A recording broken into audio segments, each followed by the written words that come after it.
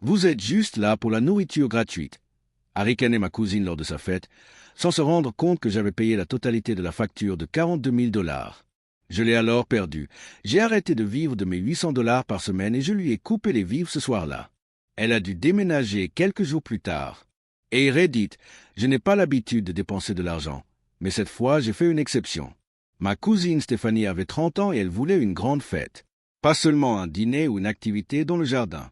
Non, elle voulait des lustres, des cocktails personnalisés, un groupe de jazz live, des serviettes personnalisées avec ses initiales dessus. Elle a appelé son moment Gatsby, et pour une raison quelconque, j'ai accepté de le financer. Je sais ce que vous pensez. Pourquoi devrais-je financer une fête d'anniversaire de 42 000 $ pour mon cousin? Honnêtement, je me pose la même question maintenant, mais à l'époque, il y avait de la culpabilité, de la pression et peut-être un peu de fierté. Stéphanie et moi avons grandi plus comme des sœurs que comme des cousines. Mes parents l'ont aidée à l'élever après la libération sous caution de son père. Nous avons vécu quelque temps dans la même maison et elle a dormi dans ma chambre pendant 2 ans. Alors, quand j'ai commencé à gagner de l'argent réel, j'ai commencé à l'aider. Tout a commencé modestement. Payer une facture de téléphone, lui envoyer de l'argent liquide pendant son licenciement.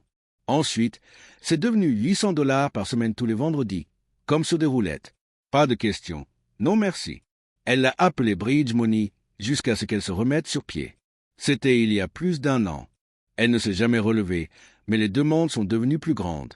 Un nouvel ordinateur portable, une caution pour le loyer, un bon de spa pour sa santé mentale. J'étais ennuyé, oui, mais je ne voulais pas être la cousine qui a changé quand elle est devenue riche.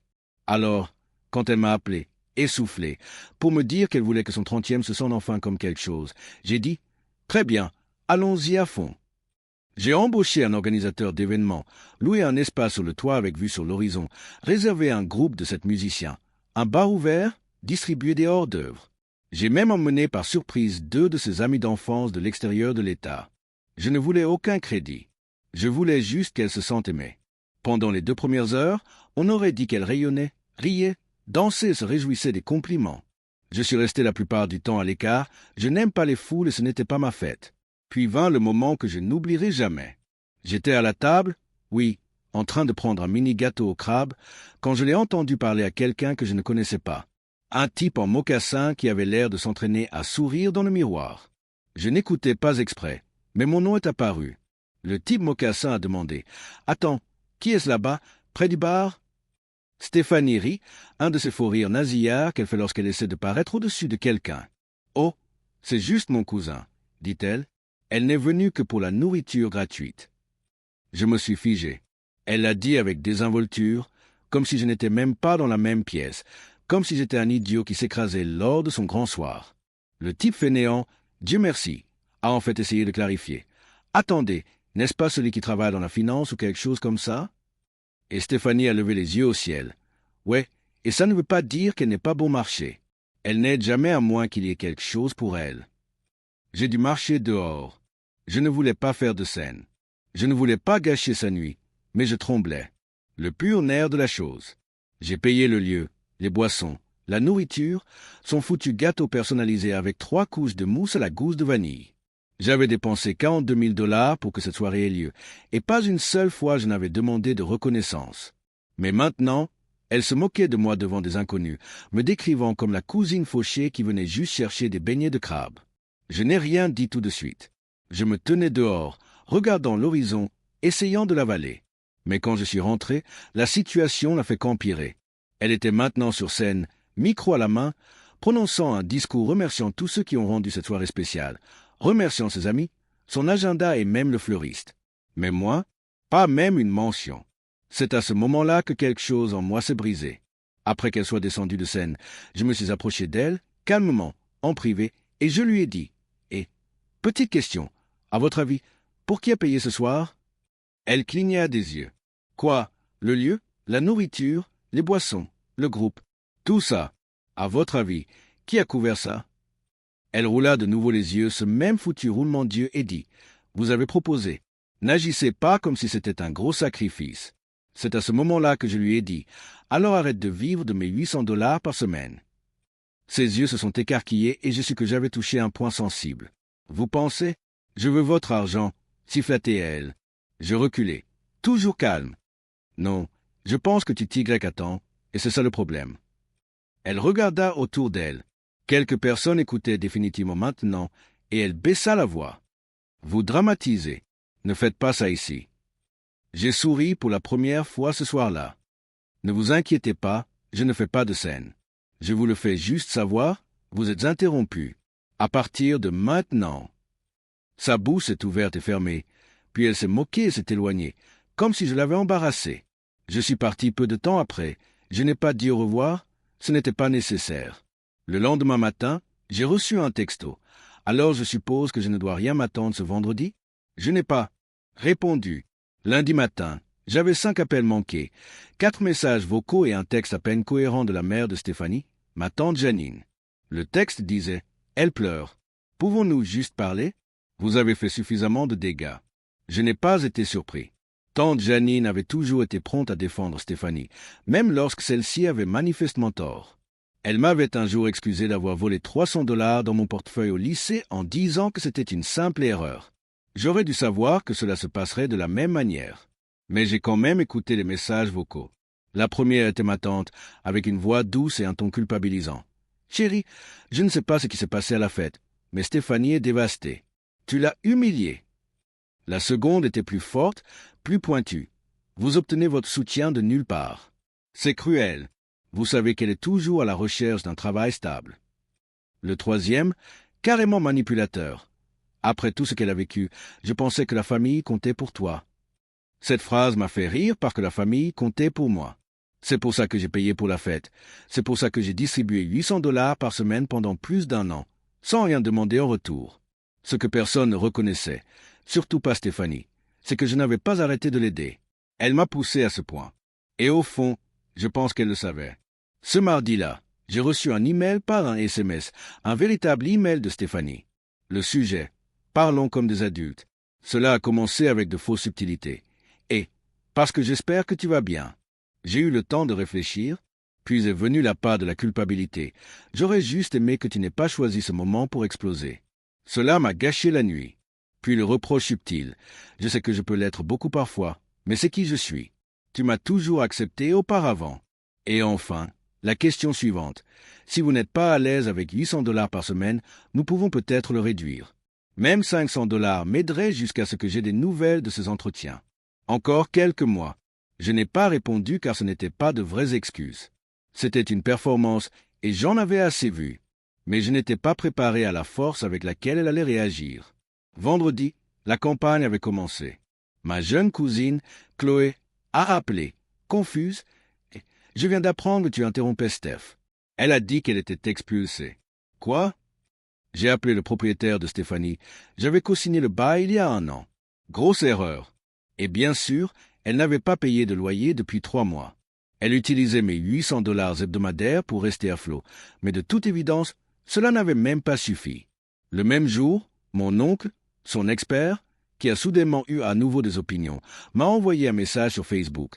La famille ne laisse pas la famille se noyer sous un seul mauvais commentaire. Tu vaux mieux que ça. Et c'est à ce moment-là que ça a cliqué. Elle n'était pas vraiment gênée par ce que j'avais dit à la fête. Pas vraiment. Elle avait peur. Peur que le tour gratuit soit terminé. Peur que le filet de sécurité auquel elle s'était habituée et sur lequel elle comptait ait disparu.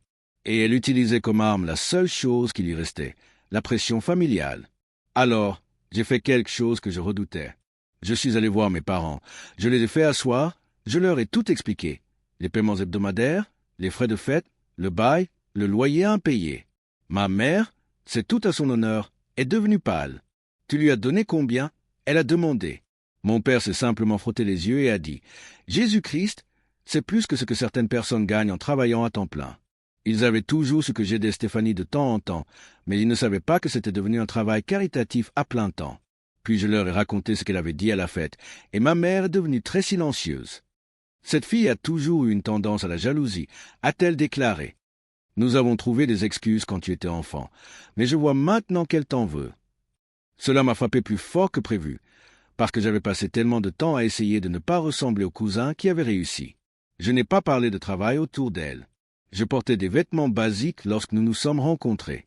Je n'ai jamais publié de vacances sur les réseaux sociaux parce que je savais qu'elle le verrait.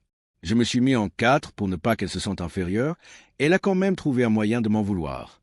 Ce week-end-là, Stéphanie m'a appelé, pas un SMS, pas un email, un vrai appel. J'ai répondu. Elle n'a pas crié. Elle n'a pas pleuré. Elle a essayé le charme. Je pensais que nous pourrions nous rencontrer à mi-chemin, a-t-elle déclaré. Tu as raison, j'ai été dépendant, mais peut-être que tu pourrais m'aider jusqu'à la fin du bail. Encore 3 mois, puis je jure que je trouverai une solution. J'ai dit calmement, vous avez eu 14 mois. Je pense que c'était plus que juste. Elle était silencieuse. Puis elle a dit, alors, tu me coupes vraiment la parole? Comme ça. J'ai fait une pause et j'ai dit, vous m'avez d'abord interrompu, la seconde où vous avez décidé que j'étais juste là pour la nourriture gratuite. Cliquez. Elle a raccroché. Le lendemain, l'avis d'expulsion est arrivé. Et à 5 jours après, Stéphanie était officiellement sortie de son appartement. Elle a emménagé chez un ami d'université, au moins temporairement. Tante Janine ne me parle toujours pas. Je pense qu'elle espère que la culpabilité m'épuisera. Ce ne sera pas le cas, car voici ce que personne n'a dit à voix haute. Stéphanie n'avait pas besoin d'argent. Elle avait besoin de conséquences. 2 semaines après l'expulsion, je pensais que les choses étaient enfin devenues calmes. Stéphanie avait emménagé avec son ancienne colocataire d'université, une fille nommée Jess, qui occupait 2 emplois et ne se faisait chier par personne. Je l'avais rencontrée une fois il y a des années. Honnêtement, je l'aimais bien. Je pensais que si quelqu'un pouvait donner du sens à Stéphanie, ce serait elle. Mais ensuite, le coup suivant est venu, cette fois sous la forme d'une menace. J'étais assis au travail, en train de siroter un café, lorsqu'une notification est apparue sur mon téléphone. Stéphanie t'a tagué dans un post. J'ai cligné des yeux. Elle ne m'a jamais tagué quoi que ce soit. Le message était une photo de nous 2 prises il y a des années, à l'époque où je pensais encore que nous étions inséparables. La légende. C'est drôle comme les gens qui se montrent généreux en public sont les mêmes qui tiennent l'argent au-dessus de leur tête comme une laisse à huis clos. Le sang ne signifie pas la loyauté. Donc, nous jouions à ce jeu maintenant. Elle ne m'a pas nommé directement, mais elle n'était pas obligée de le faire. Les mutuelles le savaient. La famille le savait. En 1 heure, ma boîte de réception s'est allumée. Un cousin a envoyé un message. « Yo, qu'est-ce qui se passe ?» Un ami de la famille a dit. C'est à propos de ce qui s'est passé à sa fête. Et puis est venu le DM de Stéphanie elle-même. Si vous ne voulez pas que les gens sachent à quel point vous contrôlez, ne me poussez peut-être pas. J'ai aussi des captures d'écran. Vous vous souvenez de ces SMS de fin de soirée où vous disiez que vous vous sentiez utilisé? Les gens adoraient voir le vrai vous. Ce n'était plus seulement de la manipulation. C'était du chantage, enveloppé d'un sentiment de culpabilité.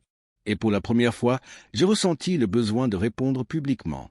Une partie de moi voulait écrire un fil de discussion exposant tout. Chaque paiement, chaque fausse excuse, chaque voyage de culpabilité passif-agressif qu'elle m'avait lancé. Mais je ne l'ai pas fait, parce que je savais qu'elle voulait un spectacle. Elle voulait de l'attention et je ne la lui accordais pas. Au lieu de cela, j'ai pris la route tranquille, le long jeu. J'ai appelé Jess. Je n'étais pas sûr qu'elle répondrait, mais après quelques sonneries, elle a décroché. Et, désolé d'appeler à l'improviste, dis-je. Il s'agit de Stéphanie. Bien sûr, bien sûr. Et maintenant, je lui ai donné la version courte, les paiements, l'expulsion, le poste, les menaces. Elle resta silencieuse pendant 1 seconde, puis elle dit, « Tu veux entendre quelque chose ?» Bien sûr. Elle m'a dit qu'elle avait quitté l'appartement parce qu'il y avait de la moisissure dans le bâtiment. Il a dit, « Vous avez essayé de saboter son bail. » J'ai ri amèrement. Elle a vraiment dit ça? Oh ouais. Je la regarde tourner en spirale depuis 1 semaine maintenant. Elle m'a déjà emprunté de l'argent 2 fois. Elle a dit que c'était temporaire. Vous savez combien de personnes elle a brûlé? Et juste comme ça, j'ai senti quelque chose se relâcher dans ma poitrine parce que ce n'était pas seulement moi. Stéphanie brûlait les ponts depuis des années. Seulement, j'étais trop prêt pour le voir, ou peut-être trop espéré que j'étais l'exception. Jess a poursuivi. Je lui donne jusqu'à la fin du mois, puis elle s'en va. Je ne peux pas me permettre de financer quelqu'un qui pense qu'on lui doit le monde. Je l'ai remercié. J'ai raccroché, puis j'ai envoyé un dernier message à Stéphanie. Ne me tague plus. Ne me menace plus. J'ai tout gardé privé par respect. Mais si tu me pousses, je te répondrai. Et je viendrai avec des reçus. Tous. Elle a lu, n'a jamais répondu. Mais 1 jour plus tard, le message a disparu. Aucune excuse, aucune explication, juste supprimé comme si cela ne s'était jamais produit. Typique. Une semaine s'est écoulée, puis une autre. Plus de SMS, plus de messages vocaux de tante Janine, pas de drame familial, et pour la première fois depuis longtemps, j'ai ressenti la paix. Jusqu'au matin, je suis entré dans la maison de mes parents pour le brunch du dimanche et j'ai vu Stéphanie assise à la table de la cuisine. Je me suis figé. Elle sourit, mince, fausse. « Salut, dit-elle. » Ma mère avait l'air tendue. Mon père n'a rien dit. Apparemment, elle était arrivée ce matin-là à l'improviste, affirmant qu'elle voulait juste mettre les choses au clair. Je me tenais sur le seuil, le cœur battant. Elle a dit « Je sais que j'ai franchi une ligne. Je ne m'attendais tout simplement pas à ce que tu ailles aussi loin. » Je n'ai rien dit. Elle a ajouté « Mais je ne suis pas ici pour me battre. Je voulais juste dire que je suis désolé pour ce que j'ai dit à la fête, pour la façon dont j'ai agi après. » Cela n'avait pas l'air répété, mais cela n'avait pas l'air honnête non plus. Cela ressemblait à de la survie. J'ai hoché la tête. « Merci. » Excuse notée. Elle semblait attendre davantage, mais je ne lui ai rien donné. Parce que voici la vérité, le pardon ne vient pas toujours avec la rentrée. Parfois, la porte reste fermée. Je suis passé devant elle, j'ai pris un café et je me suis assis à l'autre bout de la table. Ma mère m'a demandé comment se passait le travail. Stéphanie est restée silencieuse pendant le reste du repas. Ensuite, j'ai entendu dire qu'elle était partie tôt et qu'elle ne m'avait pas dit au revoir. Quelques jours plus tard, j'ai appris qu'elle était revenue vivre avec tante Janine. Pas de travail, pas de projet, mais apparemment, elle travaille sur elle-même. Je lui souhaite bonne chance, mais je sais aussi ceci, je ne financerai jamais une autre illusion. Pas pour elle, pas pour personne. Parfois, aimer signifie aider. D'autres fois, cela signifie s'éloigner et ne pas regarder en arrière. Et en lui fermant définitivement la porte, j'ai finalement réalisé. Parfois, la chose la plus généreuse que l'on puisse faire est d'arrêter de donner.